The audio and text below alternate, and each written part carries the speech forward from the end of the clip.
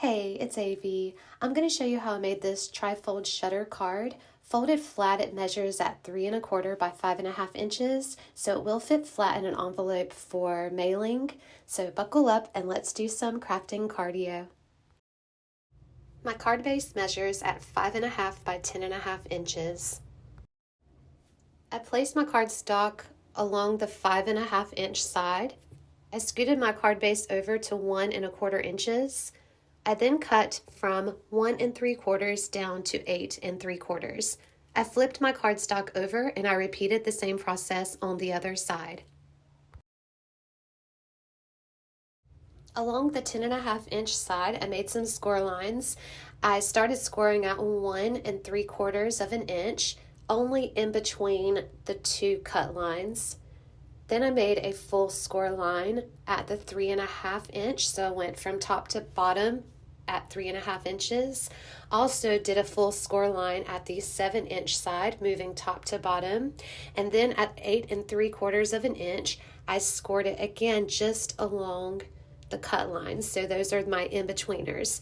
So the 1¾ and the 8¾ will only be scored in between the cut lines, and the 3½ score line and the 7 score line are full score lines. They will go from top to bottom.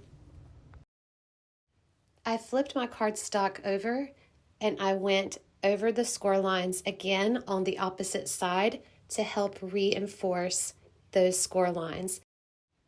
I folded my first score line forward. I folded the second score line going back. I pulled the third score line forward and folded my last score line back. I pulled the center of the card forward and I pushed the frames back and folded flat. I then reinforced those folds, and that is the fun fold. I made my own pattern paper using a script stamp set that I got from a magazine back in 2022.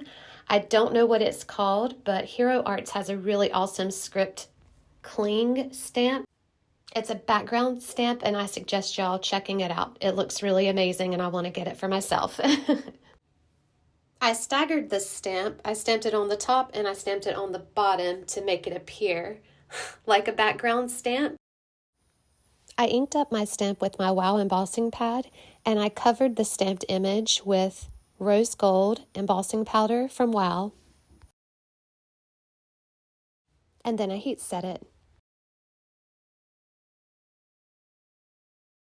I cut 2 panels measuring at 1 inch by 5¼ inches. One will be adhered flat to the card. The other one I popped up with a piece of foam tape. I released that backing and I stacked it on top of the other panel. The next 2 panels will measure at 1¾ inches by 1 inch, and that will go on the top and on the bottom. I'm working left to right or from front to back. The tucked away panel measures at 1½ inches by 2¾ inches. The next 2 panels measure at 1 inch by 3¼ inches. This panel measures the same as the tucked away panel at 1½ inches by 2¾ inches. It looks like I skipped ahead here to the other outside panels. Those panels measure at 1 inch by 5¼ inches, and I popped one up with foam tape, just the same as I did on the other side. And now for the last 2, measuring at 1¾ inch by 1 inch for the top and the bottom, and our panels are done, finally. I used Altenew's Fragrant Peony layering die set to create this beautiful flower. I made my own rose gold paper by inking it up with the embossing pad and covering it with the embossing powder and heat setting it. I die cut the center of the flower and some leaves from the rose gold paper that I made. I adhered the flower to the center of the card and I used the remaining leaves for embellishments. And that is how this card came together. Thank you so much for watching. I hope that you enjoy the rest of your day. Take care.